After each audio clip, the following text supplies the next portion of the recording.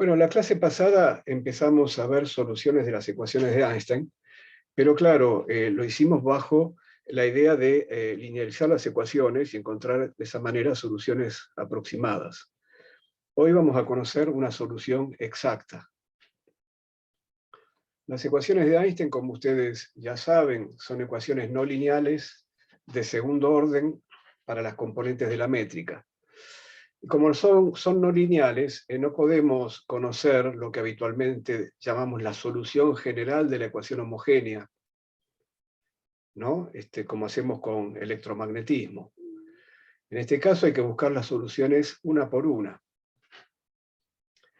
Y hablando de la solución de la ecuación homogénea, esto sería la ecuación sin fuentes, la ecuación donde se anula el tensor de energía-momento, a las soluciones de esas ecuaciones sin fuentes las llamamos soluciones de vacío.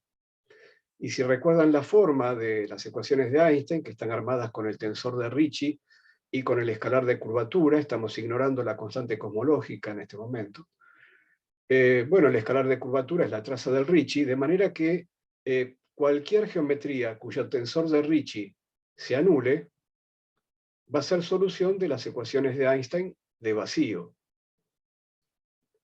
Y entonces hoy vamos a buscar una de esas soluciones.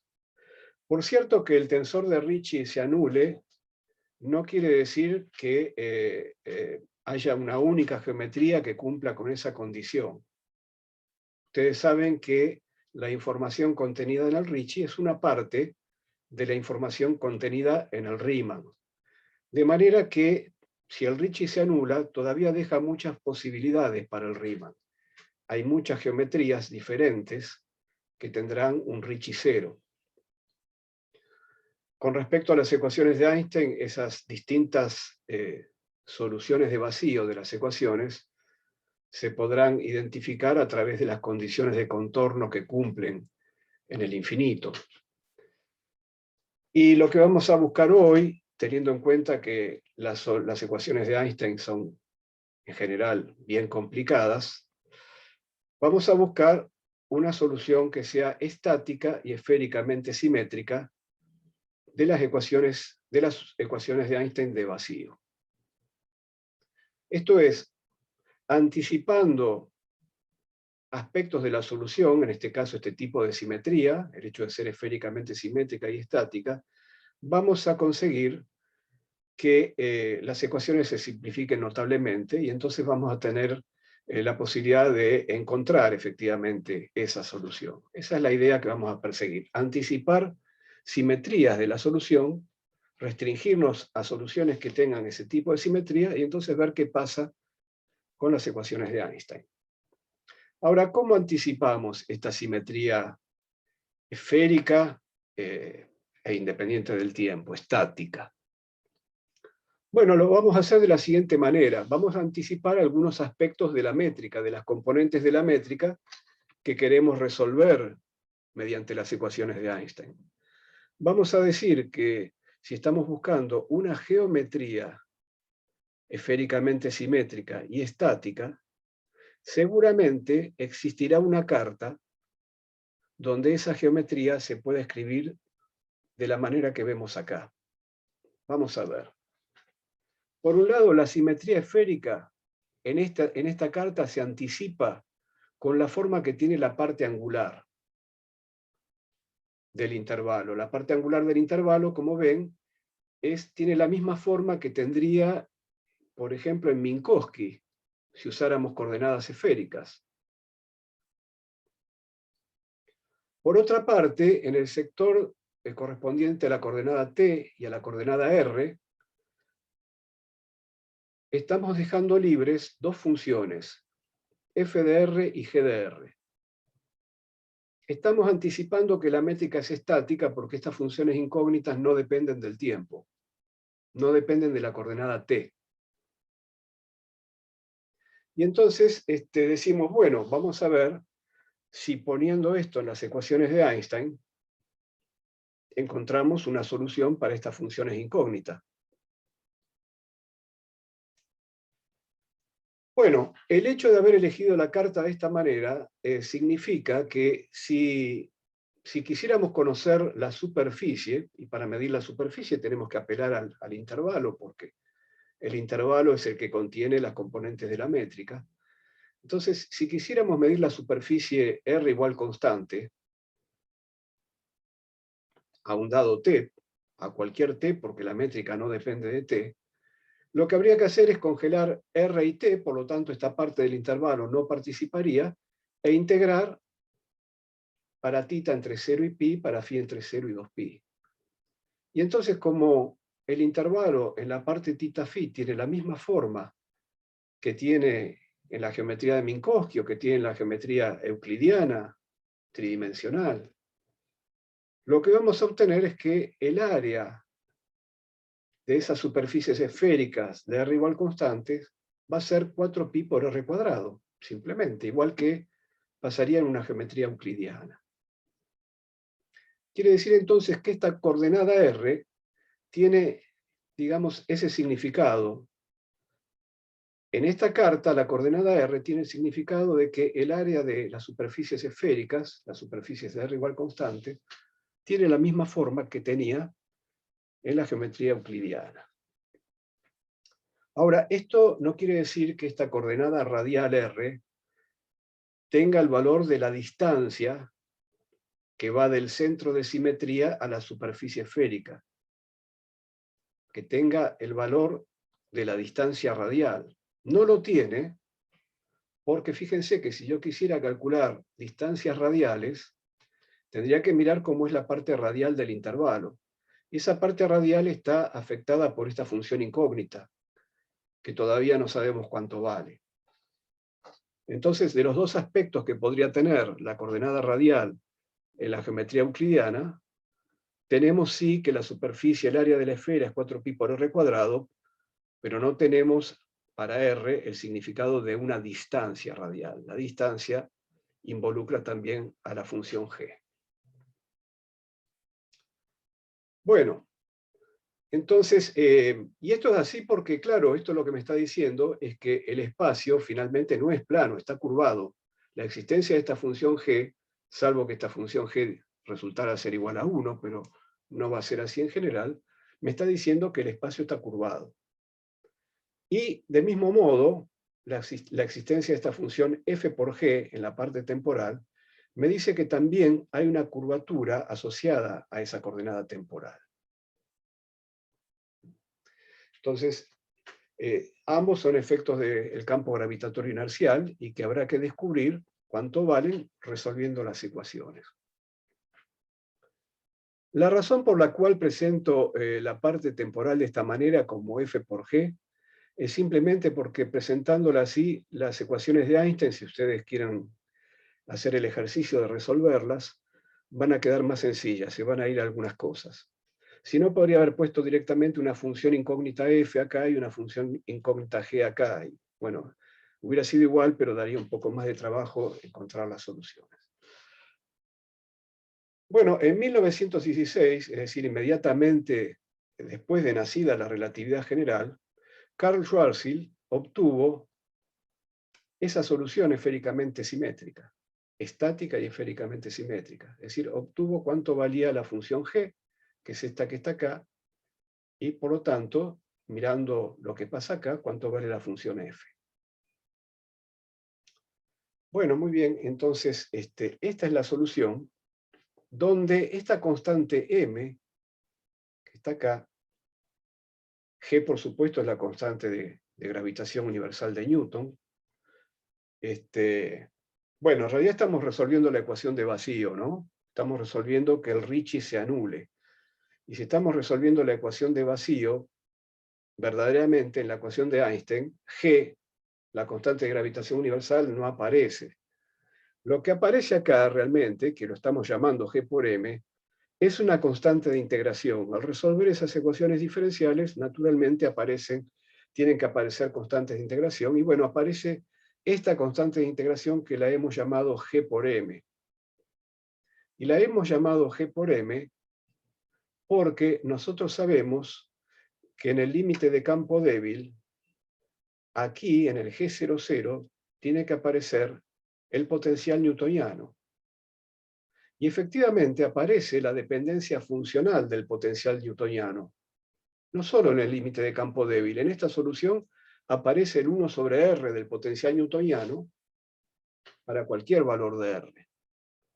Por lo tanto, la constante de integración que está acá arriba la tenemos que interpretar como la constante que corresponde a ese potencial newtoniano. La tenemos que interpretar como G por M. Bien. Entonces, donde M, por cierto, es la masa de aquel objeto que juegue el papel de la fuente del campo gravitatorio. Pero insisto, nosotros estamos resolviendo la ecuación sin fuentes. Por lo tanto, la solución que estamos encontrando es una solución que de haber una fuente, que debería ser, por cierto, esféricamente simétrica para que esta solución tenga sentido, de haber una fuente, pensemos en un planeta, en una estrella, un objeto esféricamente simétrico, de haber una fuente lo que estamos obteniendo es la solución exterior a la fuente. La solución en aquellos puntos del espacio-tiempo donde el tensor de energía-momento se anule. Por lo tanto, tienen que ser puntos exteriores a la fuente. La solución interior a la fuente, la solución dentro del planeta o dentro de la estrella, sería otra y habría que empalmarla con esta solución exterior que obtuvo Schwarzschild.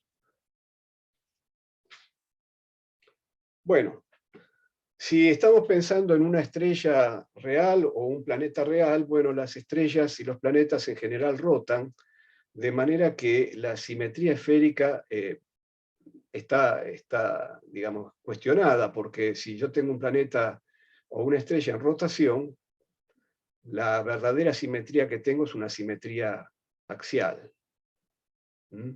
Pero bueno, ignorando los efectos de rotación, que los va a haber, y la geometría, cuando haya simetría axial, va a ser un poco diferente, la estudiaremos más adelante. Ignorando los efectos de rotación, esto sería la solución exterior a un cuerpo esféricamente simétrico.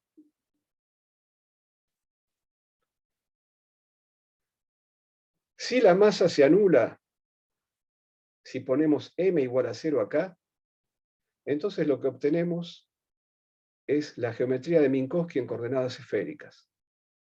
Aquí obtenemos, bueno, este paréntesis y este quedan iguales a 1, así que obtenemos c cuadrado de t cuadrado menos de r cuadrado menos etcétera. Eso es Minkowski en la carta esférica. Bueno,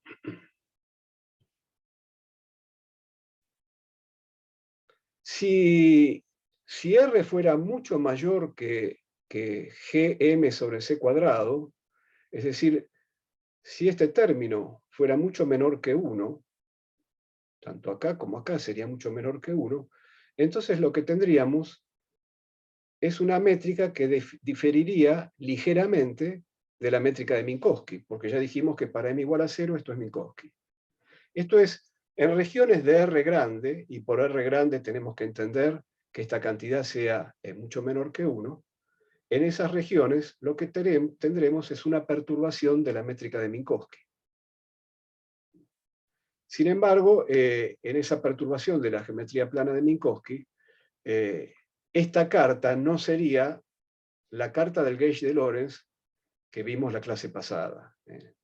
Lo que quedaría, la forma que tiene esto, no es la forma que tiene en el gauge de Lorentz, porque en el gauge de Lorentz hay un factor de este tipo, digamos, que multiplica a todo el sector espacial y no solamente al sector radial como vemos acá. Así que es una carta diferente a la del gauge de Lorentz, pero bueno, de todos modos, para R suficientemente grande, estaríamos ante una perturbación de la geometría plana. Muy lejos del objeto, entonces, estaríamos ante una perturbación de la geometría plana, y eso está muy bien. Bueno, hay un teorema, que es el teorema de Birkhoff, de 1923, que dice que esta solución de Schwarzschild, esta geometría, la podemos pensar en esta carta o en otra carta, lo que importa es la geometría que hemos encontrado. Bueno, el teorema de Birkhoff dice que la geometría de Schwarzschild es la única solución esféricamente simétrica de las ecuaciones de Einstein. Y fíjense que en el enunciado del teorema no dice la única solución estática esféricamente simétrica. Nosotros nos propusimos de entrada obtener una solución estática y, como dijimos, por ese motivo no anticipamos una dependencia en T para estas funciones f y g. Directamente dijimos solo dependen de R y se encuentra rápidamente esta solución. Pero el teorema de Birkhoff dice que es la única solución esféricamente simétrica.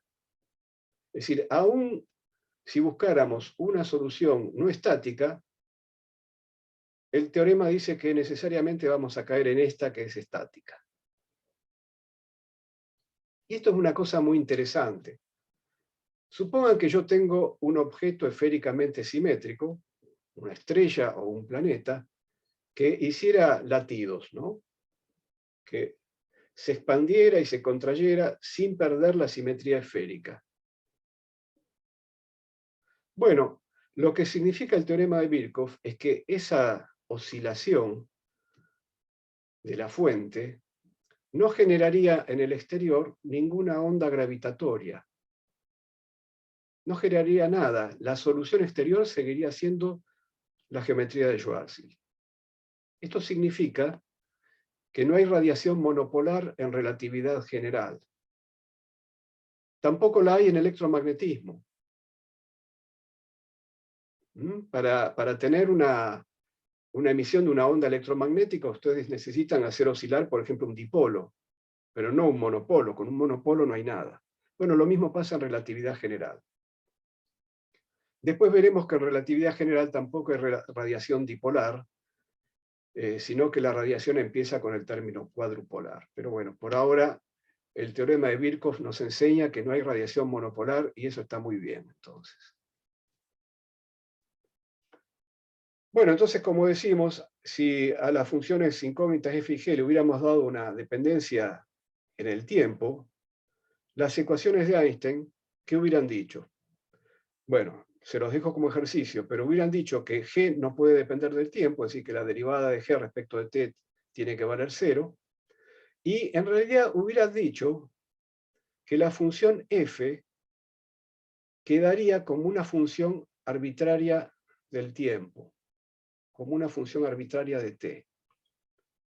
Pero claro, si yo tengo acá una f que es una función arbitraria de t, yo puedo redefinir la coordenada t, llamar a f de t o a la raíz de f de t por diferencial t, llamarlo diferencial t', porque f de t raíz de f de t por diferencial t es un diferencial exacto, ¿no? Así que es el diferencial de algo, que lo llamaré t', y ya está. Es decir, redefiniendo la coordenada t, esa arbitrariedad que quedaría en la función f como una función arbitraria de t se absorbería redefiniendo la coordenada t y pasaría inmediatamente a una carta donde la métrica se ve estática, se ve independiente de la coordenada temporal.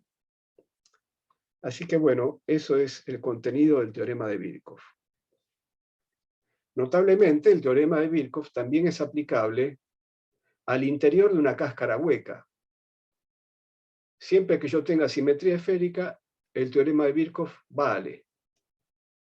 Entonces, si yo quiero averiguar la geometría, no en el exterior de la cáscara hueca, una cáscara esféricamente simétrica, sino en su interior, entonces en su interior también vale esta solución. Ahora, ¿qué pasa con la constante de integración en el interior? Como ustedes ven, esta solución es singular en R igual a 0. Si yo estoy en el interior de una cáscara esférica, no habría ninguna razón para tener una singularidad en el interior de la cáscara esférica. Por lo tanto, en el interior de la cáscara esférica, la constante de integración debería elegirse igual a 0. Y de esa manera, la geometría en el interior de una cáscara hueca sería la geometría de Minkowski, sería plana. Esto se parece, ¿no es cierto?, a que es lo mismo. Si yo tuviera una distribución esféricamente simétrica de carga eléctrica sobre una cáscara, y aplico el teorema de Gauss en el interior de la cáscara, me da que el campo eléctrico es 0. Es lo mismo. Bueno, entonces,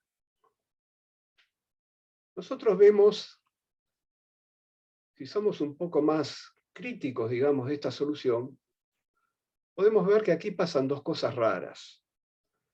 Por un lado, en R igual a 0, esto diverge, esto ya lo hemos señalado. Eso quizás no nos extrañe tanto porque, de vuelta, haciendo una analogía con la electrostática, el campo electrostático de una carga puntual diverge en el origen. Es decir, si yo llevo la solución exterior a valer para todo valor de la coordenada R, entonces tengo que imaginar una fuente puntual. Y bueno, la analogía con la electrostática me dice, bueno, ¿de qué me voy a extrañar? ¿Por qué me voy a sorprender que esto diverja en el origen? Bueno, muy bien. Ahora, hay otra cosa rara más, que es que para un cierto valor de R, cuando R se iguala con 2G por M sobre C cuadrado, esto se anula. Y esto se anula también. Hay dos problemas entonces que tenemos que entender. Pero peor aún, una cosa más rara todavía, es que si yo tengo R grande, y R grande significa R mayor que 2GM sobre C cuadrado, bueno, este paréntesis es positivo en los dos lados, y efectivamente el primer término tiene el carácter temporal que venimos diciendo, y el segundo término tiene el carácter espacial. Pero si yo hago R más chico que 2GM sobre C cuadrado, esto pasa a ser negativo. Es decir, los roles de la coordenada temporal y la coordenada espacial se invertirían entonces. En la región donde R sea menor que 2GM sobre C cuadrado, R sería la coordenada temporal y T la coordenada espacial. Bueno, esto es un aspecto muy interesante y que llevó mucho tiempo a entender. Llevó décadas a entender. En realidad, se pensaba que esta solución tenía significado físico solamente en la región donde R sea mayor que 2GM sobre C cuadrado. Y que por lo demás el resto era un aspecto no físico de una solución meramente matemática de las ecuaciones de Einstein. Bueno, como digo, pasó mucho tiempo hasta que se entendiera qué significaba eso que estamos viendo ahí. Una pregunta. Sí, ¿A qué se refiere con carácter temporal? O sea, el tema del signo que el tema aparece del en la signo, métrica. claro, cuando Mm, nosotros miramos una métrica esperamos la asignatura más, menos, menos, menos, por lo menos es cierto que podemos usar cualquier tipo de cartas, pero digamos, uno está aferrado a esa forma de verlo, que es la forma que tenemos para verlo en la carta cartesiana de Minkowski, ¿no? Y entonces, este intervalo que vemos acá tiene esa asignatura, más, menos, menos, menos, ¿no? Hay una parte espacial, que la llamamos así porque vemos el signo menos acá y el signo menos acá, y hay una parte temporal que tiene el signo opuesto. Pero justamente que los signos sean como estamos diciendo, también depende del signo que tenga este paréntesis. Entonces, para R grande, este paréntesis es positivo y por lo tanto le da el carácter temporal al primer término, como veníamos diciendo, y este segundo término tiene entonces el carácter espacial que dijimos. Pero en cuanto se invierta el signo, cuando tomemos R suficientemente chico, entonces es la coordenada T la que pasa a tener el carácter espacial. Porque este término pasa a ser positivo y este otro pasa a ser negativo. Esa es la cuestión acá que tenemos que interpretar. ¿Esto es una cuestión física o es una cuestión meramente matemática de la solución en una región de la solución que no tiene significado físico, que era lo que se pensaba inicialmente?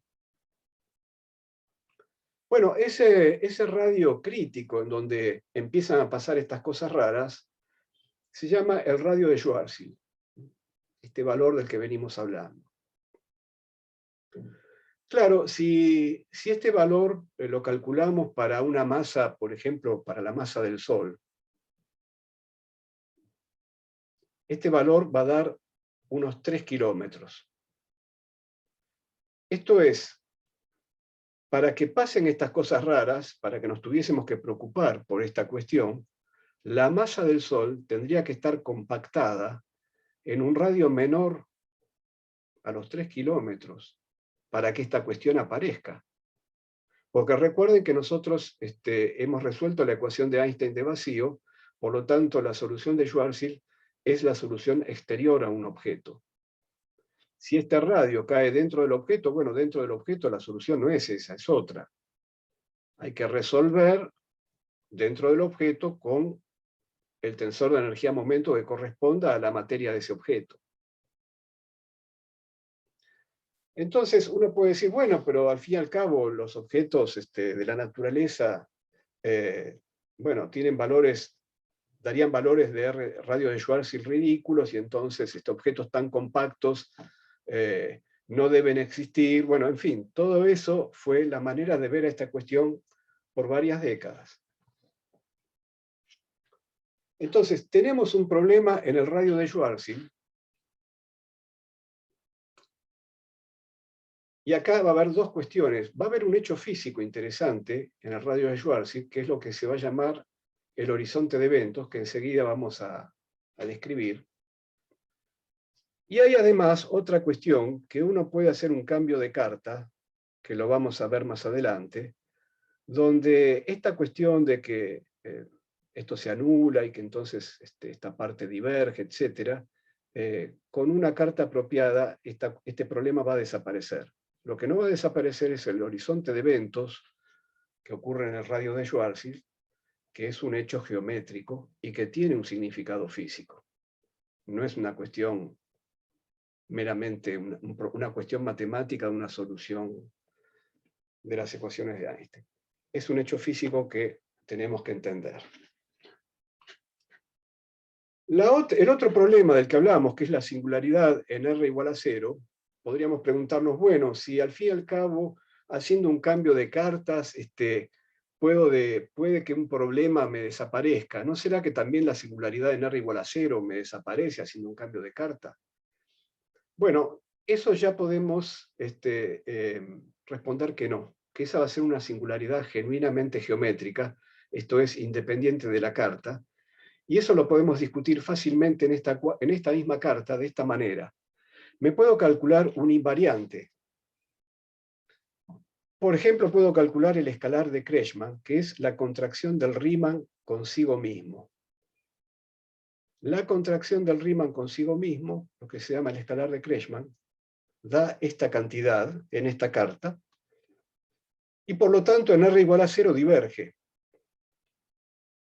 Ahora, el hecho de que un invariante diverja en un punto, o sobre una línea de universo en realidad,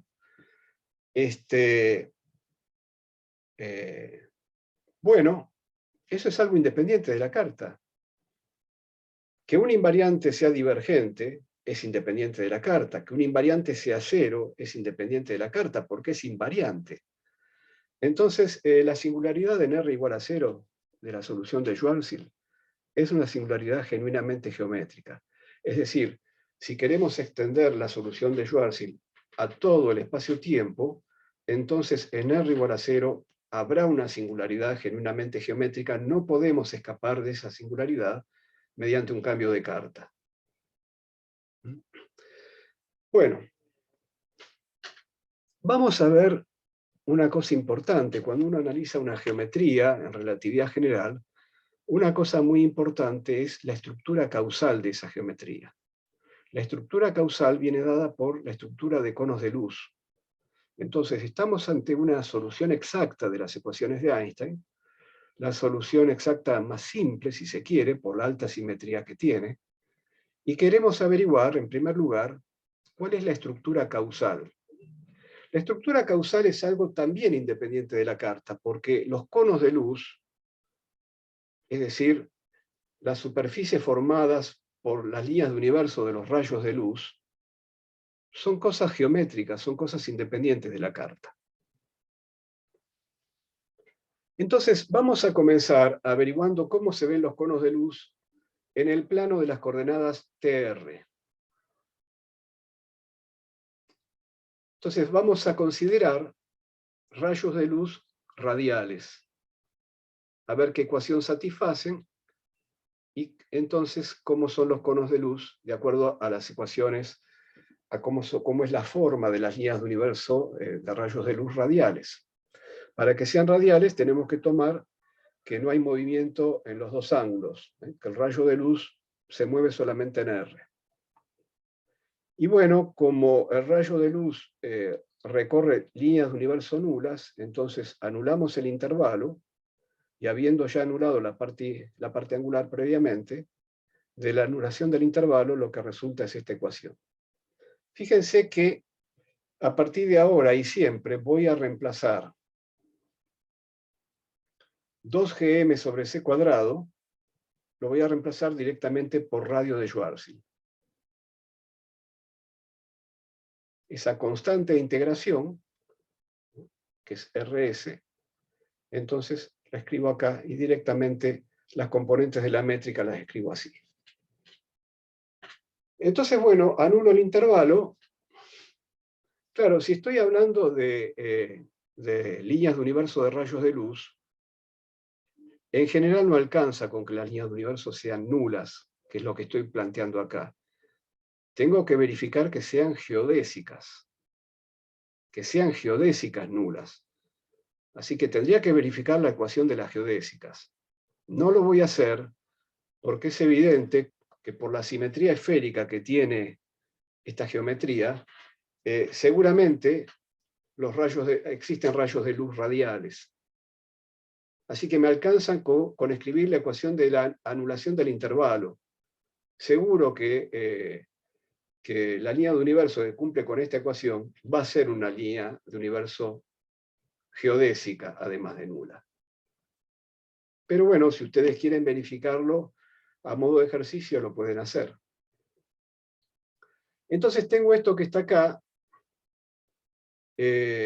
Voy a pasar este término sumando al otro lado, voy a pasar esto dividiendo, voy a formar el cuadrado entonces, y voy a tomar la raíz cuadrada, y me queda esto que tenemos aquí a la vista. Entonces, fíjense que si yo quiero dibujar la línea de universo de un rayo de luz radial, en el plano de las coordenadas TR o C por TR, en este plano que está acá, C por T versus R. Bueno, una cosa que está acá a la vista es que si R es mucho mayor que el radio de Schwarzschild, entonces la pendiente de los rayos de luz va a ser 1 o menos 1. 1 para rayos de luz, donde a medida que el tiempo crece, el radio crece, rayos de luz que se alejan del centro de simetría, y menos 1 para rayos de luz donde a medida que el tiempo crece, R decrece, es decir, rayos de luz que van hacia el centro de simetría. Muy bien, está bien. Es decir, esa sería la región asintótica donde la geometría tiende a la de Minkowski. Pero por otro lado, cuando R se aproxime al radio de Schwarzschild, esta pendiente va a ser divergente, tanto positiva como negativa. Yo podría integrar esta ecuación, para lo cual pasaría el diferencial R para acá, y bueno, obtendría las funciones T de R, que me darían cómo son las formas de estas curvas en el plano TR. Cómo son las formas de las líneas de universo que siguen los rayos de luz radiales. Bueno, esas curvas son las que están acá dibujadas. Como ustedes ven, se cumple lo que decíamos de las pendientes. Cuando estoy muy lejos, la pendiente es 1 o menos 1. Por lo tanto, los conos de luz que se forman con esas pendientes son los conos de luz abiertos a 90 grados, es decir, con líneas, con bordes que están a 45 grados en este dibujo. Son los conos de luz típicos de la geometría de Minkowski. Pero esos conos de luz, a medida que nos vamos acercando al radio de Schwarzschild, se van cerrando porque las pendientes de estas líneas de universos se van haciendo infinitas, de acuerdo a lo que dijimos.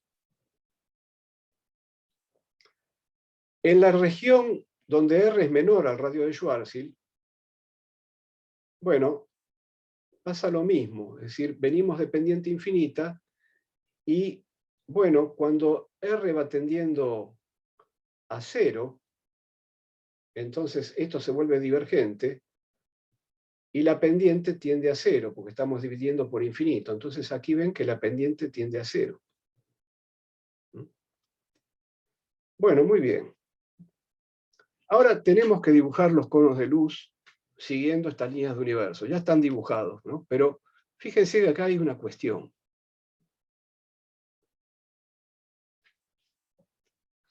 Lo que estamos viendo acá tiene que ver con aquello que dijimos sobre que en la región R mayor que el radio de Schwarzschild, la coordenada temporal es la coordenada t.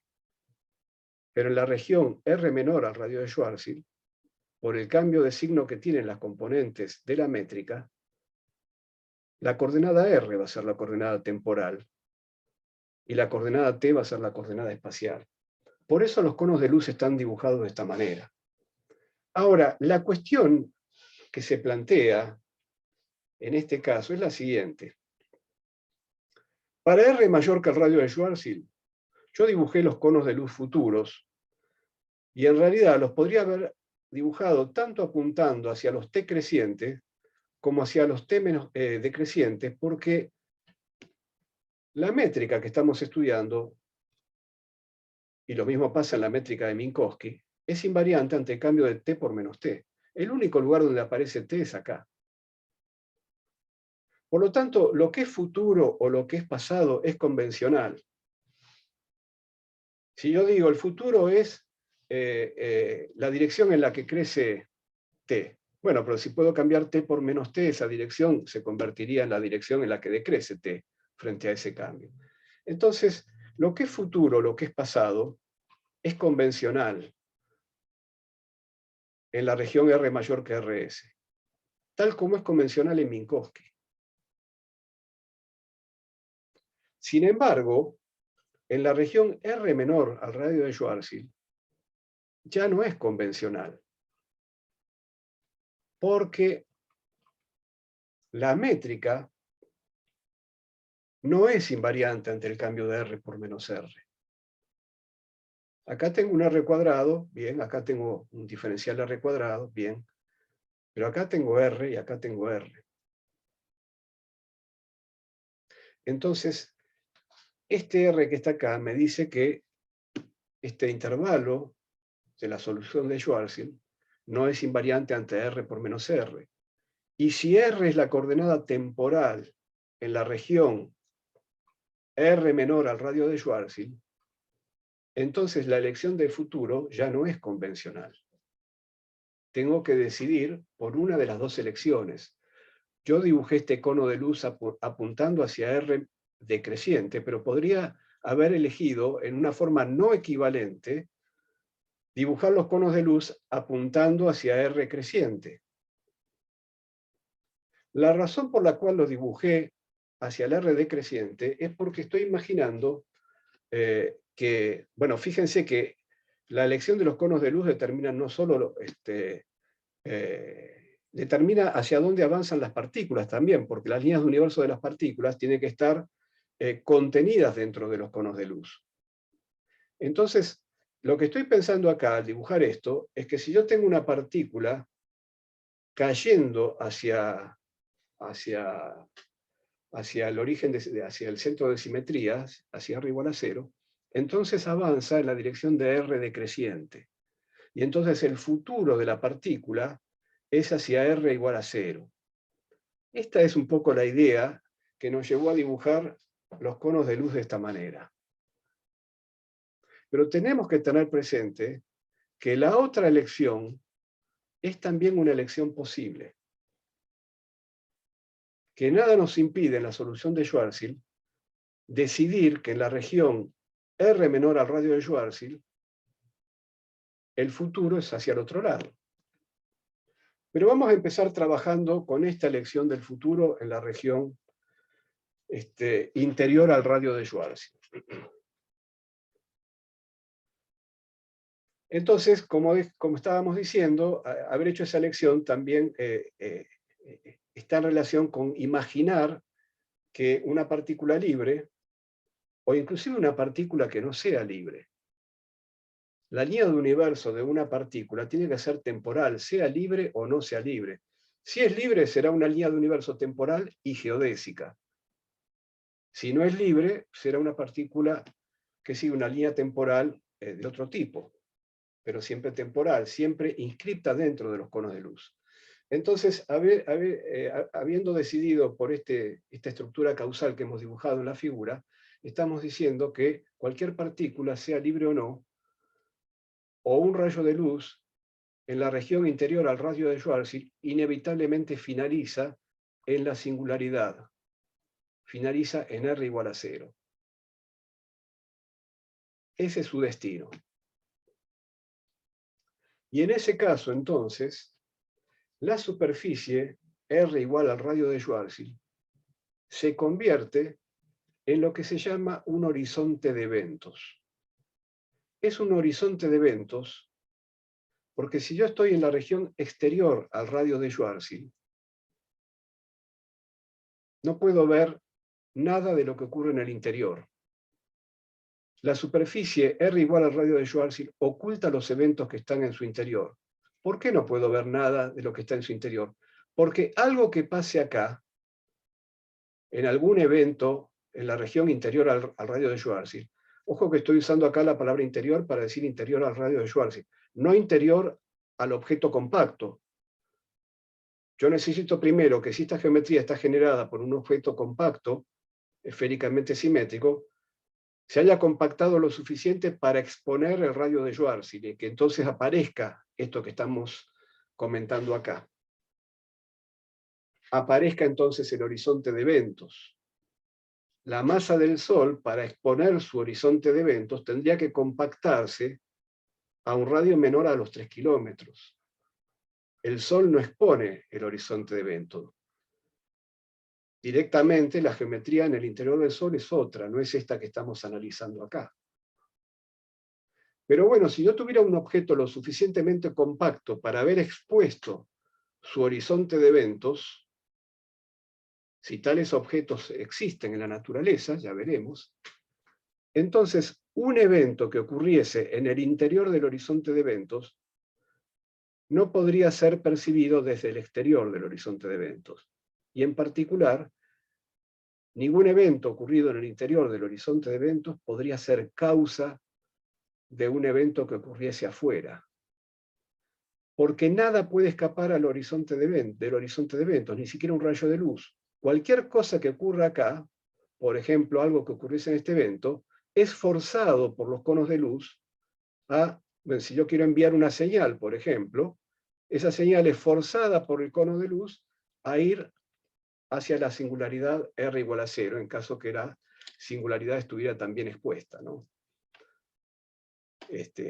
Bueno, entonces esa es la razón por la cual esta superficie R igual a radio de Schwarzschild se llama horizonte de eventos. Porque nada puede escapar hacia afuera, ni siquiera la luz. La superficie del horizonte de eventos, por lo tanto, se ve negra. Y es el motivo por el cual a este tipo de objetos compactos se los llamó, a partir de 1967, John Wheeler bautizó a este fenómeno o a estos objetos con el nombre de agujeros negros. Bueno, entonces vamos a hacer aquí el intervalo hasta las 4.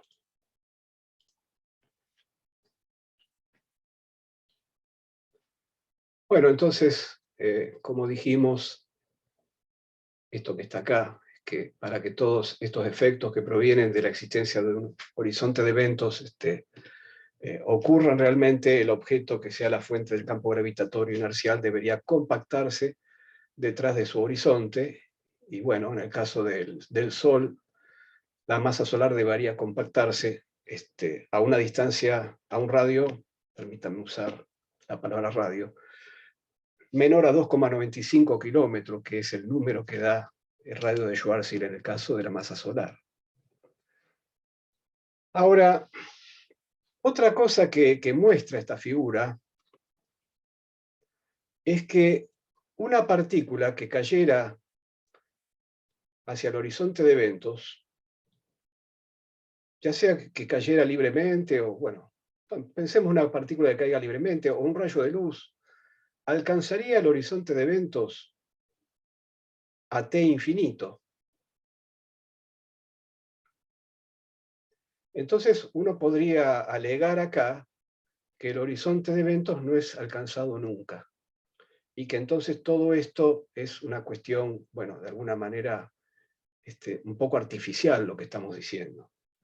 Que bueno, habría eventos que están adentro y que no se comunican con los de afuera, pero que en realidad, si yo desde afuera quiero alcanzar el horizonte de eventos, no lo alcanzo nunca. Bueno, en fin, podría haber una serie de argumentos de ese tipo, que si bien esta superficie sería negra, eso sí, porque la luz no escapa desde su interior, bueno, no podría llegar nunca al horizonte de eventos de un objeto que se haya compactado detrás de su horizonte. Bueno, esto no es cierto, y no es cierto porque este tiempo t tiene el valor de una coordenada nada más, de una etiqueta para etiquetar los eventos del espacio-tiempo. Pero para responder una cuestión como la de cuánto tiempo me lleva a alcanzar el horizonte de eventos, yo tengo que apelar a un tiempo físico, a un tiempo que tenga un significado geométrico. El tiempo que tiene un significado geométrico es el tiempo propio, que está medido por el intervalo de la línea de universo de la partícula que cae hacia el horizonte. Entonces, la pregunta que nos tenemos que hacer es ¿cuánto tiempo propio se necesita para alcanzar el horizonte? ¿Cuánto tiempo propio se necesita para alcanzar la singularidad? Y vamos a ver que el tiempo propio necesario para alcanzar no solo el horizonte, sino también la singularidad, es finito. Es decir, la singularidad se alcanza realmente, no solo el horizonte se atraviesa realmente y la singularidad se alcanza realmente. Siempre y cuando, por supuesto, no vengamos desde el infinito. Si contabilizamos el tiempo propio para venir desde el infinito, bueno, lo que estamos diciendo es que el tiempo propio para llegar a la singularidad desde una posición inicial finita es finito. Y que por lo tanto, en realidad, la coordenada t no es más que la coordenada de una carta que es defectuosa en la vecindad del horizonte. No solo es defectuosa porque cuando r es igual a rs, tenemos entonces aquí una divergencia de la componente rr de la métrica y que se anule la componente 00 de la métrica, sino también es defectuosa porque, bueno, me da que el tiempo coordenado para llegar al horizonte es infinito. Seguramente tiene que haber una carta, o varias cartas, muchas cartas, donde las cosas se comporten mejor en términos de las coordenadas de esa carta en la vecindad del horizonte. Y más adelante, como dijimos, vamos a ver una carta de ese tipo. Bueno, vamos a estudiar otro efecto físico, que es el corrimiento al rojo gravitatorio. El corrimiento al rojo gravitatorio es el corrimiento al rojo que experimenta una señal luminosa cuando sube un campo gravitatorio.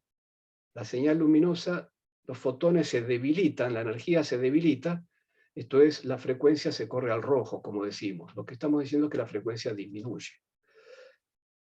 Recuerden que esto es algo que vimos en el contexto del principio de equivalencia, en la tercera clase, y habíamos obtenido que la frecuencia observada en relación a la frecuencia emitida por la fuente está en esta relación dada por los valores de G00 en la posición de la fuente y de G00 en la posición del observador o el detector.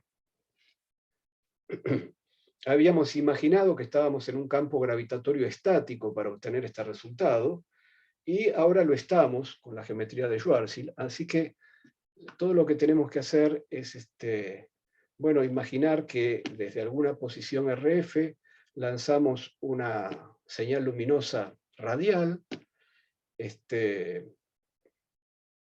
y bueno, hay desde una fuente que está en reposo, en el sentido, reposo entre comillas, en el sentido que eso era lo que pensábamos en la clase 3 cuando desarrollamos el principio de equivalencia, teníamos una fuente que estaba en coordenadas fijas, en una R de la fuente y en θ y φ fijos, ¿no? Y había un detector que estaba también en coordenadas fijas, vamos a suponer que la señal viaja radialmente, por lo tanto el detector estará en el mismo θ y φ que la fuente, y el detector estará en un R de observación fijo también. Y entonces, para la forma que tiene G00, de la geometría de Schwarzschild, lo que tenemos es este resultado para el corrimiento al rojo gravitatorio. Entonces, fíjense que cuanto más cerca esté la fuente del horizonte de eventos, por supuesto la fuente está del lado exterior del horizonte de eventos, si no la luz no podría escapar. Estamos imaginando que tenemos una fuente y que la estamos mirando desde más lejos, si quieren, para pensar en esto de que la señal luminosa está subiendo el campo gravitatorio y por lo tanto se está debilitando y se está corriendo al rojo. Y entonces ocurre que si la posición de la fuente fuera vecina al radio de Schwarzschild, vecina al horizonte de eventos, esto sería una cantidad muy chiquita. Esto es, la frecuencia observada tiende a cero cuando la posición de la fuente tiende al horizonte de eventos. Es decir, el corrimiento al rojo es total. Entonces, si yo tengo una fuente vecina al horizonte de eventos, casi no la detecto porque la energía que tienen esos fotones es casi cero. Y si está del otro lado del horizonte de eventos, ya no la detecto simplemente porque los rayos de luz directamente no pueden atravesar el horizonte de eventos desde la región interior. Entonces, bueno, todos estos son los efectos que provienen de la existencia del horizonte de eventos. Una partícula que atraviese desde afuera el horizonte de eventos, una vez que está en la región interna, ya no puede volver para atrás. Aunque le pongamos un cohete para tratar de que vuelva a salir del horizonte de eventos, el cohete lo único que va a hacer es digamos, frenarla y bueno, hacerla demorar más tiempo en llegar a la singularidad. Pero inevitablemente su destino es la singularidad, porque eso es lo que le indican los conos de luz en la región interior al horizonte de eventos. Y entonces, recuerden, como decíamos en el intervalo, que aunque el tensor de Ricci es cero, porque de eso se trata en esta solución de Schwarzschild, todavía tenemos fuerzas de marea, porque las fuerzas de marea son proporcionales al Riemann, y el Riemann no es cero. Y las fuerzas de marea, así como el Riemann, divergen hacia la singularidad, de manera que si un observador se arrojara hacia un agujero negro, no se va a dar cuenta que atravesó el horizonte de eventos, ahí no le va a pasar nada, pero lo que va a ir ocurriendo a medida que se vaya acercando a la singularidad es que las fuerzas de marea van a ser cada vez más intensas, al punto tal de terminar destrozando al propio observador. Es decir, para detectar las fuerzas de marea, yo tengo que salir del experimento meramente local, tengo que explorar el campo gravitatorio inercial en una vecindad de un evento. Pero finalmente, como el Riemann diverge, digamos, esa vecindad donde se manifiestan las fuerzas de marea es cada vez más chiquita. Es decir, aunque el objeto que tiro fuera muy pequeño, finalmente terminaría destrozado al llegar a la singularidad. Bueno, muy bien. Hay una representación pictórica de los agujeros negros, que los vemos en muchos lados, lo vemos hasta en Los Simpson, vemos esa representación pictórica, ¿no es cierto? Entonces, esa representación pictórica tiene valor, realmente responde a la geometría de Schwarzschild. Bueno, vamos a ver que sí, que responde a la geometría de Schwarzschild en el sentido que vamos a ver ahora. En primer lugar, lo que vamos a representar pictóricamente es la parte espacial de la geometría de Schwarzschild en la región exterior al horizonte de eventos. La parte espacial en la región exterior es la parte R θ φ. Entonces vamos a tomar en esa región exterior una hipersuperficie T constante, por lo tanto diferencial T es 0, es decir, todos los eventos están al mismo T, y entonces si consideramos dos eventos vecinos al mismo T, el intervalo, que va a ser negativo para nuestra asignatura, tiene el valor de una longitud de arco.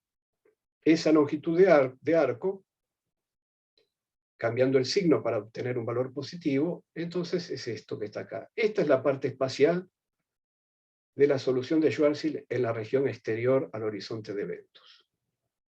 Y queremos ver si esta parte espacial tiene algo que ver con esos embudos que aparecen en las representaciones pictóricas de los agujeros negros.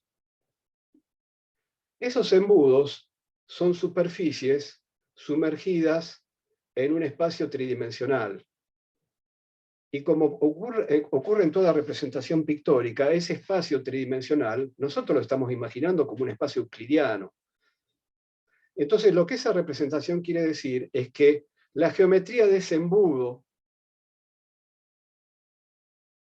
sumergido en el espacio euclidiano, es decir, la geometría que ese embudo hereda del espacio euclidiano, o dicho más sofisticadamente, la métrica inducida sobre esa superficie con forma de embudo, lo que queremos ver es que tiene algo que ver con esta métrica que está acá. Pero claro, si yo quiero sumergir una superficie en un espacio de 3 dimensiones y decir la geometría inducida en esa superficie es lo que está acá, bueno, esa superficie ya no tiene 3 dimensiones, tiene 2. Entonces, aquí vamos a tener que congelar una dimensión más para hablar de una superficie bidimensional. Y entonces vamos a fijar la coordenada θ en su valor ecuatorial. Como ustedes saben, la simetría esférica de esta solución hace que cada plano ecuatorial, que cada plano que pase por el origen, por el centro de simetría, y estoy usando la palabra plano entre comillas, porque la geometría no es plana, lo puedo considerar como un plano ecuatorial y tomar θ igual a pi sobre 2 sobre ese plano. Me preocupa usar la palabra plano, pero bueno, déjenme usarla de esa manera coloquial. Entonces vamos a fijar θ en el valor ecuatorial pi sobre 2. Una vez fijado θ, entonces ya diferencial θ no participa. Y entonces el elemento de arco tiene esta longitud al cuadrado. Lo que queremos ver entonces ahora es qué forma debería tener una superficie sumergida en un espacio euclidiano de 3 dimensiones para que su elemento de longitud, medido sobre la superficie con la métrica euclidiana, es decir, su elemento de arco inducido por la métrica euclidiana, tenga esta forma. Y vamos a encontrar que hay un embudo que tiene esta forma para el elemento de longitud. Y ese embudo va a ser un paraboloide de revolución. Fíjense, yo voy a tomar coordenadas cilíndricas en el espacio euclidiano donde estoy embebiendo esto, y voy a dibujar en ese espacio euclidiano esta parábola. Z y R son las coordenadas cilíndricas usuales. Y después hay unas constantes acá. La relación entre Z y R es la de una parábola, claro. Y entonces para generar un paraboloide de revolución, hago rotar la curva, esta parábola que está acá indicada, para generar la superficie con forma de paraboloide. Bueno, entonces quiero medir la longitud de arco sobre el paraboloide. El paraboloide está dibujado acá. Esta es la parábola de la que estoy hablando. R en función de z es una función cuadrática de z. R es una función cuadrática de z. Es esta parábola o cualquiera de estas otras. Entonces, sobre la parábola se cumple que diferencial R es z sobre 2 radio de Schwarzschild diferencial z. Y entonces tengo una relación entre diferencial R y diferencial z. Es decir, si yo me muevo sobre la parábola, R cambia y z cambia. Y cambian en esta relación para que se cumpla la ecuación de la parábola. Entonces, si yo quiero medir la longitud euclidiana sobre la parábola, ¿qué tengo que hacer? Tengo que hacer dr cuadrado más dz cuadrado más r cuadrado de phi cuadrado. Déjenme tomar dos puntos a igual phi y calcular la distancia entre dos puntos a igual phi. Entonces el término r cuadrado diferencial phi cuadrado no participa. Entonces tengo que hacer esto. Pero claro, el dr lo saco, el dz lo voy a despejar de acá. Dz cuadrado entonces es 4rs cuadrado sobre z cuadrado. Y el dr por dr cuadrado. Y el dr cuadrado sale de factor común. Pero a su vez, esto que está acá lo puedo reemplazar de aquí. Y entonces me sale esto. Y aquí puedo sacar un común denominador y queda así. Ah, pero esto es justamente lo que quería obtener. Esta es la parte radial del elemento de arco de la métrica de Schwarzschild. Aquí está. Y como estoy con el valor ecuatorial de la coordenada θ, el seno cuadrado de θ vale 1. Entonces, cuando agregue la parte en phi, que dijimos, bueno, déjenme calcular solamente para phi constante, lo que tengo que agregar es una parte euclidiana, r cuadrado de phi cuadrado, es decir, en coordenadas cilíndricas, la parte que me falta agregar es r cuadrado de phi cuadrado, y bueno, es lo que tengo acá para agregar, porque θ vale pi sobre 2. Entonces, lo que interesaba era nada más que la parte RZ, porque la parte en phi estaba bien, y para la parte RZ obtengo que si yo mido este arco acá, cuando avanzo un diferencial R, y por lo tanto avanzo también un cierto diferencial Z relacionado de esta manera, la medida de este arco, que está acá indicado, es la que me da la geometría de Schwarzschild. Si en lugar de avanzar radialmente quiero avanzar también en phi, tengo que agregar esta otra parte y listo. Entonces, esta representación pictórica, que vemos muchas veces en cosas de divulgación, en películas, en muchos lados, realmente tiene sentido. Significa lo que estamos viendo acá. Es una representación pictórica para la geometría espacial exterior al radio de Schwarzschild.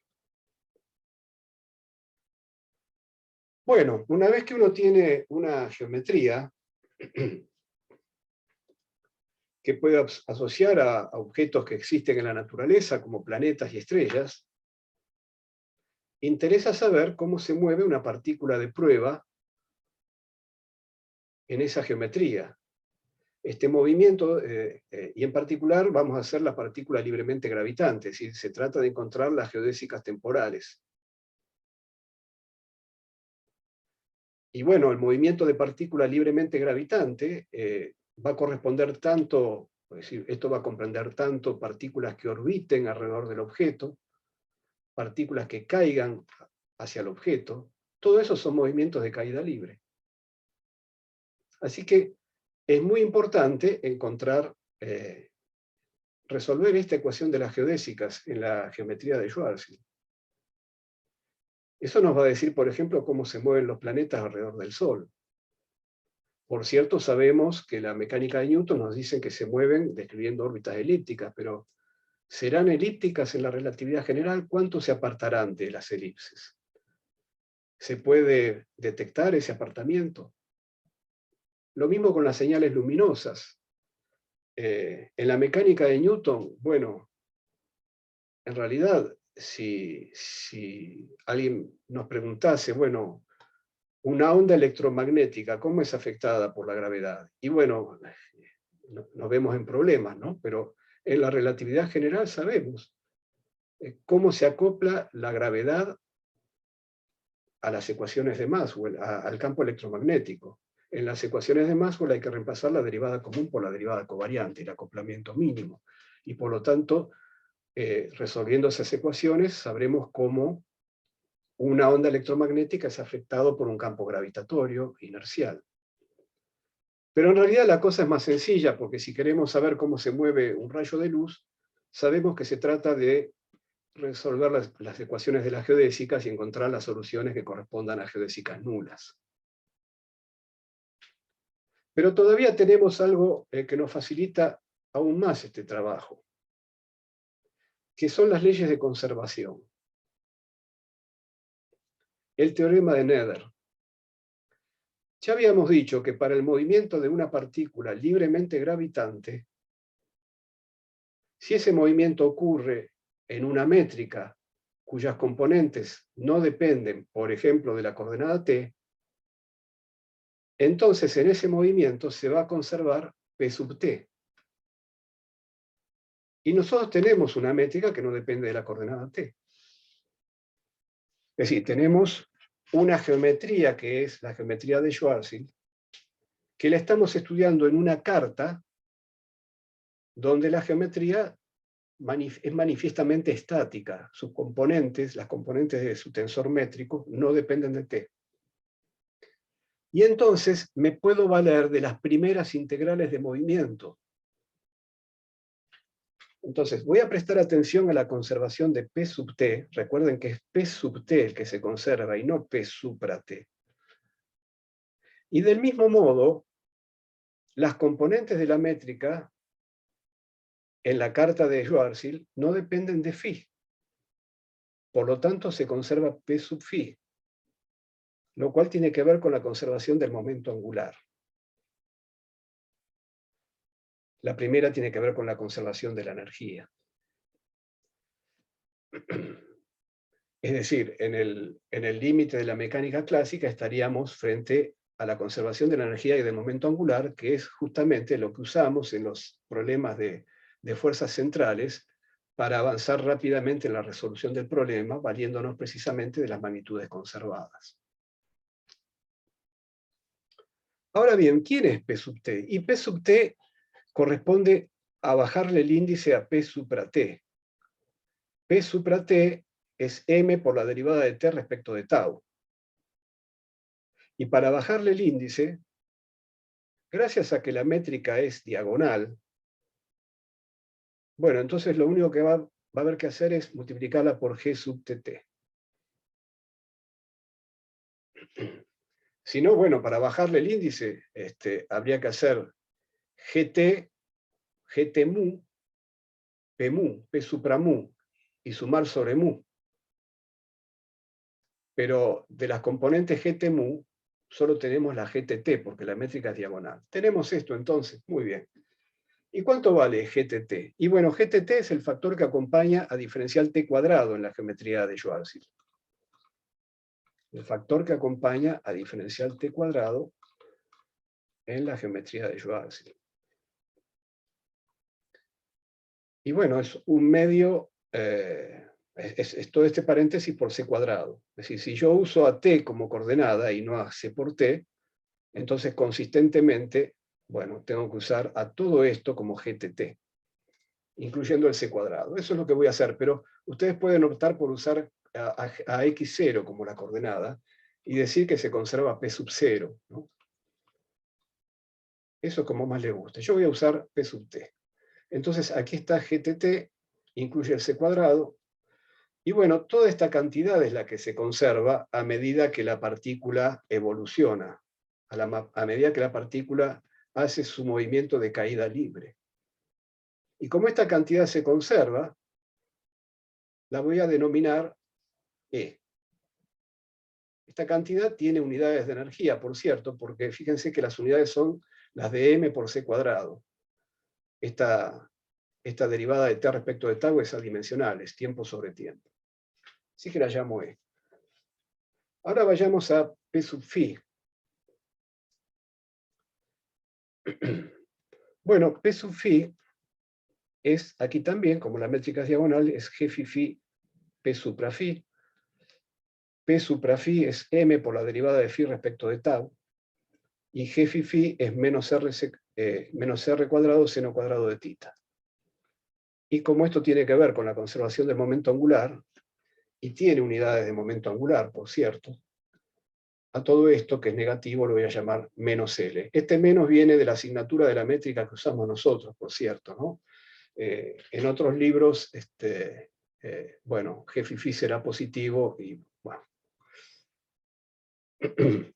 Además, para resolver el movimiento de la partícula libremente gravitante en esta geometría, vamos a apelar a la simetría esférica una vez más para afirmar que el movimiento se realiza sobre un plano de simetría. De vuelta, esta palabra plano la tienen que tomar no literalmente, porque la geometría no es plana, pero son superficies ecuatoriales, es decir, para una dada condición inicial del movimiento, que en la mecánica clásica sería una posición inicial y una velocidad inicial, bueno, hay un único plano que pasa por el centro de simetría y que contenga esa velocidad inicial y esa posición inicial.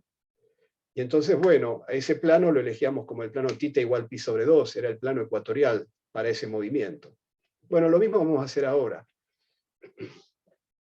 Vamos a decir que dada la simetría, siempre podemos elegir las coordenadas, y dada la condición inicial, para que el movimiento se realice completamente a θ igual pi sobre 2 constante. Y por lo tanto, de esa manera, evitamos trabajar con P supra θ, porque P supra θ es m por la derivada de θ respecto de tau, y si θ es constante, esto vale 0. Bueno, por otro lado, sabemos que el producto escalar del cuadrivector energía-cantidad de movimiento consigo mismo es m cuadrado c cuadrado. Es el invariante energía-cantidad de movimiento. Para nuestra asignatura, bueno, el hecho de que ese cuadrivector sea temporal, para nuestra asignatura implica que su norma al cuadrado va a ser positiva. Entonces, esta otra propiedad del cuadrivector energía-cantidad de movimiento lo expresamos así, y en la geometría de Schwarzschild queda de esta manera. ¿Qué pasa? Bueno, tomemos el primer término. Dice GTT, P supra T, P supra T. Pero P supra T lo podemos escribir en términos de P sub T, es decir, en términos de la magnitud conservada. Entonces, P supra T, que es esto que está acá, es E dividido GTT. Entonces, me queda un GTT a la menos 1. ¿Está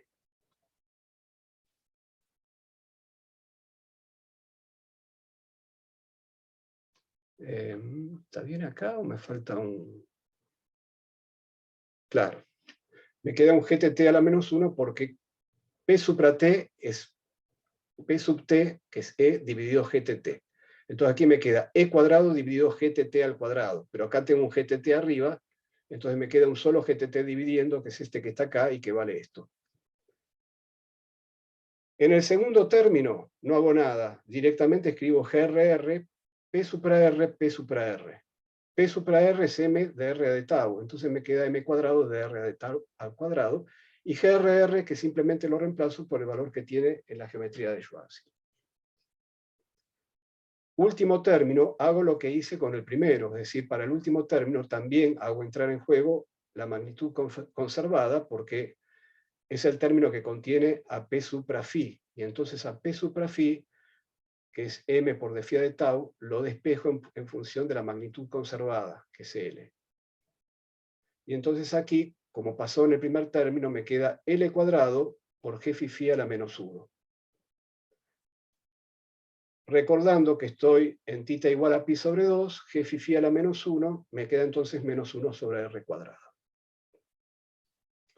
¿Qué hago con todo esto? Voy a reordenar los términos para despejar, para intentar despejar o acomodarlos, simplemente para que sea más simple visualizar cómo es dr de tau al cuadrado. Es decir, cómo es la velocidad radial, entre comillas, medidas en términos del tiempo propio. Y entonces, haciendo ese reacomodamiento, y que a propósito lo hice, es decir, acá multipliqué y dividí por lo que haga falta para que me quede un medio de m. Y bueno, en ese caso, todos los términos de esta ecuación tendrán que ser multiplicados y divididos por lo que haga falta, por eso mismo, ¿no? Y entonces queda así, un medio de m por dr de tau al cuadrado, que es una suerte de energía cinética clásica, ¿no? Nada más que acá está el tiempo propio. En la mecánica clásica estaría el tiempo absoluto de Newton. Acá está el tiempo propio de la partícula. Y después vienen todos estos términos, y todo esto queda igualado a una constante que se armó de esta manera, se armó sola al hacer esa multiplicación por el factor que nos convenía para hacer aparecer esto. Quedó una constante que la voy a llamar E minúscula. Y ahora miremos bien quiénes son estos términos. Los tres primeros términos, salvo porque aquí dice el tiempo propio, serían los términos clásicos de la mecánica de Newton. Sería el potencial centrífugo, que aparece en la mecánica de Newton con el mismo artilugio de usar la conservación del momento angular para reemplazar en la energía cinética. Y entonces me aparece un término que lo puedo pensar como parte de un potencial efectivo, porque es un término que depende de R, que no contiene velocidades. Aparece el potencial gravitatorio newtoniano. Así que aquí tenemos todo el potencial efectivo newtoniano, como decimos. Y aparece, claro, algo más tiene que aparecer, porque si no, no habría casi ningún efecto relativista, salvo por el tiempo propio que está acá. Aparece este término, que es un genuino término relativista. Fíjense que si C tendiese a infinito, este término no aparece. Y este término relativista se integra al potencial efectivo. Es un término que depende de R, que va como 1 sobre R al cubo. Es decir, que para R muy chiquito, este término domina sobre el término centrífugo. Entonces, finalmente, ¿para qué usamos las leyes de conservación? Para evitar integrar las ecuaciones de movimiento de segundo orden. Nos valemos de esas primeras integrales de movimiento para reducir el movimiento a una ecuación de primer orden. Esta es la ecuación de primer orden. Es una ecuación de primer orden para R como función de tau. Pero además, esta ecuación de primer orden la podemos analizar en términos del potencial efectivo para darnos cuenta de qué naturaleza va a ser, al menos cualitativamente, ese movimiento radial. ¿Cómo va a evolucionar la coordenada R a medida que transcurra el tiempo propio, es decir, a medida que la partícula se mueva? Entonces, vamos a ver primero el caso más sencillo, que sería el caso L igual a 0. Es decir, es el caso en donde el movimiento es puramente radial. No hay órbita, entonces. Hay una caída radial. Una caída o un ascenso radial. Una piedra que puede ir para arriba o que puede ir para abajo. Entonces, si L es igual a 0, simplemente me queda despejar de acá una relación entre R y tau. Va a salir una raíz cuadrada al despejar la derivada de R respecto de tau, y queda así. Al sacar la raíz cuadrada me sale el doble signo, que corresponde a que R crezca o que R disminuya, que la piedra vaya hacia arriba o que vaya hacia abajo. Y acá introduje este E barra, que barra es esa constante de movimiento E dividida por M. Es una suerte de energía por unidad de masa. Por supuesto, el movimiento no depende de la masa del cuerpo, que es el principio de equivalencia. Bueno, entonces, claro, el L igual a 0 eliminó el término relativista en el potencial efectivo, y el único vestigio que quedó de la relatividad es la presencia del tiempo propio. Entonces, esto es igual a lo que tendríamos en la mecánica de Newton salvo por este tiempo propio. Ahora, si yo me pregunto en la mecánica de Newton, ¿cuánto tiempo, el tiempo absoluto de la mecánica de Newton, cuánto tiempo demora la partícula de llegar desde una altura dada hasta r igual a 0? Y demora un tiempo finito. Bueno, lo mismo va a pasar entonces en relatividad general en términos del tiempo propio. El tiempo propio, para que la partícula alcance la singularidad, va a ser finito.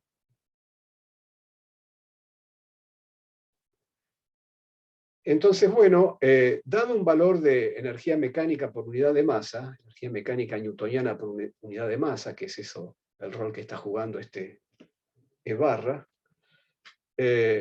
bueno, cualquier valor de R inicial compatible con ese valor de E, dará, una vez que integremos el tiempo acá, un resultado finito para el tiempo propio para desplazarse entre dos radios cualesquiera, e inclusive para llegar a la singularidad. Porque eso es lo que ocurre en la mecánica clásica. No necesitamos hacer esta integral para saber eso. Tomemos condiciones iniciales tales que la energía mecánica sea cero. Esto correspondería a una partícula que hubiese partido desde el infinito con velocidad cero. Bueno, tendría energía mecánica cero entonces, ¿no? Porque se anularía tanto el potencial como la energía cinética. Entonces esa partícula viene desde el infinito con la energía mecánica cero, como la energía mecánica se conserva, sigue siendo cero. En algún momento pasa por alguna posición R1 y quiero contabilizar cuánto tiempo demora en llegar a la singularidad desde esa posición R1. Bueno, hago la integral entonces. Esta integral sería un poquito más complicada, ¿no? Si E barra no fuera cero, pero ahora es una integral sencilla y da esto. Este es el tiempo propio que demora en llegar desde una posición R1 cualquiera, pero finita, hasta la singularidad, si su energía mecánica es cero. Así que es finito el tiempo propio para llegar a la singularidad y también es finito, por lo tanto, el tiempo propio para atravesar el horizonte de eventos. Este es un resultado físico, no el del tiempo coordenado t, que decía que el tiempo coordenado t se hacía infinito cuando se llegaba al horizonte de eventos. Bueno, ¿qué pasaría con un movimiento orbital, un movimiento con L distinto de cero? Entonces tendríamos que analizar este potencial efectivo, que por unidad de masa, es decir, nuevamente dividir por la masa, y por eso acá aparece un L barra al cuadrado en lugar de L. Acá no está la masa en la energía potencial gravitatoria newtoniana, ahora es el potencial gravitatorio newtoniano. Bueno, ¿qué pasaría con el movimiento orbital? ¿Qué pasaría con este potencial efectivo, donde ahora juegan el potencial centrífugo y el potencial, el término relativista? Como dijimos, bueno, para R muy grande domina el potencial newtoniano, para R muy chico en la mecánica clásica domina el potencial centrífugo, pero ahora para R muy chico va a dominar el término relativista. El potencial de la mecánica newtoniana es este que está acá, es esta línea gris. Para R muy chico domina el potencial centrífugo. Si L fuera cero, tendríamos nada más que el potencial newtoniano, que es el que está dibujado acá. Entonces, el potencial efectivo de la mecánica clásica va al potencial newtoniano para R muy grande, y para L muy chico domina el centrífugo. En relatividad general, para R muy chico domina el término relativista, que tiene signo negativo, a diferencia del potencial centrífugo, que era positivo. Entonces, estas son las formas que tienen los potenciales efectivos en relatividad general.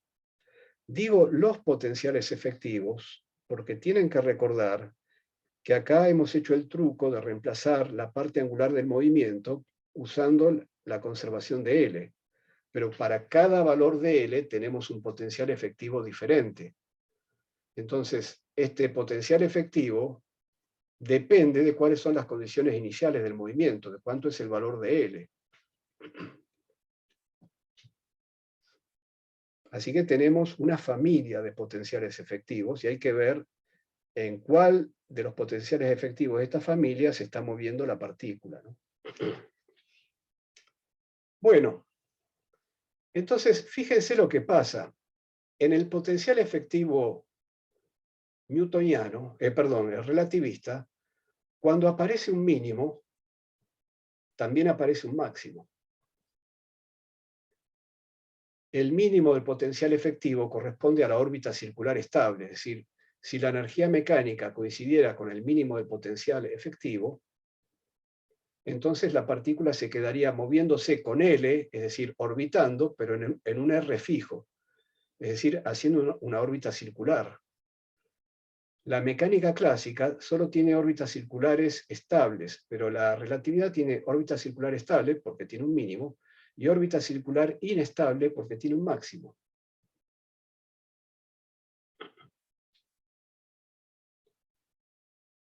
Entonces, pero por cierto, si yo empiezo a bajar el L, finalmente voy a terminar en L igual a 0, que es este, es decir, en algún momento van a desaparecer este mínimo y máximo. Entonces, para saber cuándo ocurre eso, y en particular dónde están ubicados los mínimos y los máximos, tengo que tomar la derivada del potencial efectivo respecto de R e igualar a 0. Y entonces encuentro que el R que corresponde al potencial mínimo, al mínimo de potencial, tiene esta forma usando el signo más, y el R que corresponde al máximo de potencial tiene la forma con el signo menos. Fíjense que si yo estuviese en el caso no relativista, es decir, con C tendiendo a infinito, este término no está. Y entonces me queda o 1 más 1, que es 2, o 1 menos 1, que es 0. Es decir, me desaparece el máximo de potencial, porque el R que corresponde al máximo de potencial me lo manda a 0. Y me queda solamente el mínimo de potencial. Y me queda que para cualquier valor de L, la mecánica clásica tiene un mínimo de potencial efectivo, por lo tanto tiene una órbita circular estable. En cambio, en relatividad general, no cualquier valor de L está permitido para encontrar este juego de mínimo y máximo, porque este radicando tiene que ser positivo. Por lo tanto, los únicos valores de L para encontrar mínimo y máximo son los que cumplen con esta relación.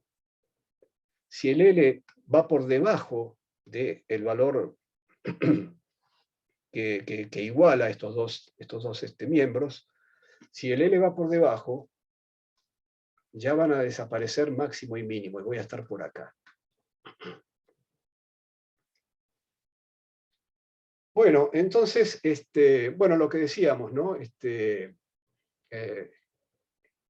Si yo voy al caso newtoniano, hago C tendido a infinito, me quedo con un 1 más 1 que es 2, ese 2 se simplifica con este 2, quiere decir que este L cuadrado sobre Gm, que apareció acá, es el radio de la órbita circular newtoniana. Así que yo puedo leer los radios de las órbitas estable e inestable de la relatividad general en términos del radio de la órbita circular newtoniana, que aparece acá, y acá también aparece, acá puedo separar g cuadrado, m cuadrado en dos factores gm, y también me aparece el radio de la órbita circular newtoniana.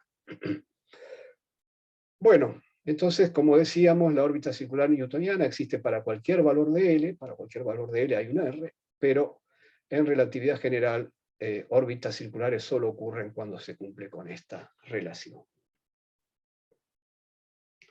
Y entonces va a haber un radio mínimo, así como hay un L mínimo, para que haya órbita circular en relatividad general, también va a haber un radio mínimo, que es el caso en donde este radicando se anula,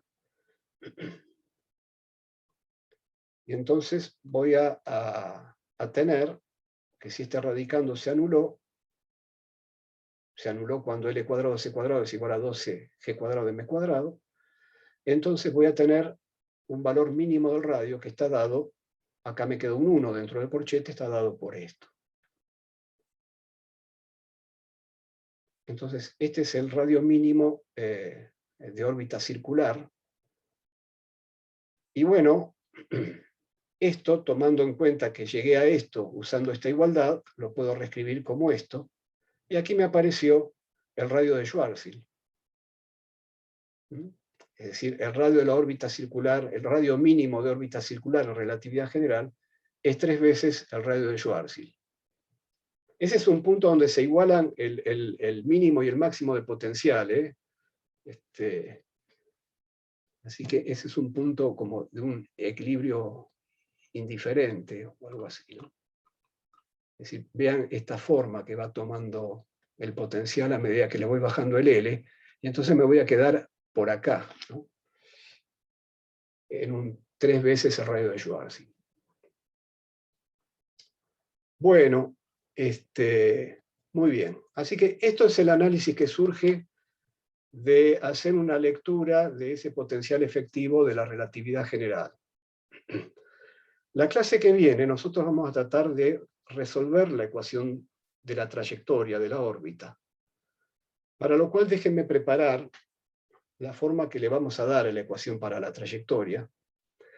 Lo que vamos a intentar resolver la clase que viene es la relación entre R y φ.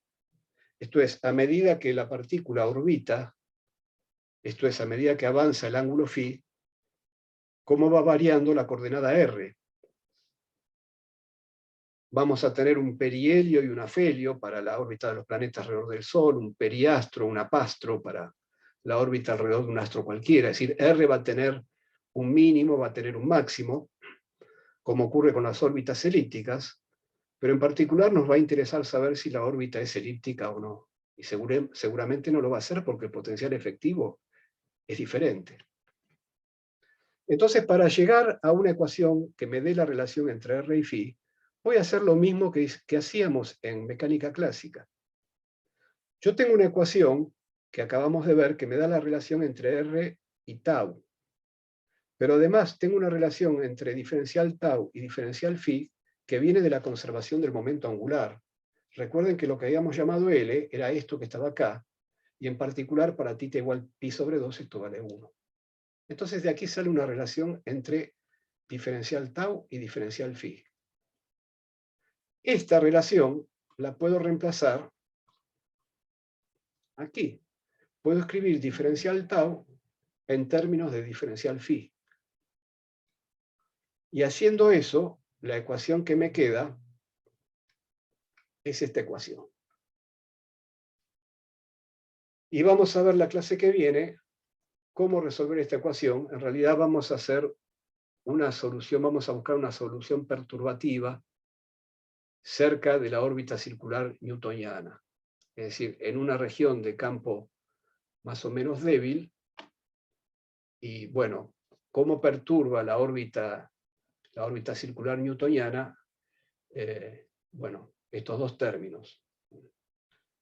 Con este término, es decir, si nosotros le damos un poquito más de energía de la que correspondería al mínimo del potencial efectivo, entonces pasaríamos de la órbita circular a una órbita elíptica en la mecánica clásica, pero ahora vamos a pasar a una órbita que es un poco diferente de la elíptica porque está este término acá. Muy bien, con esto terminamos por hoy.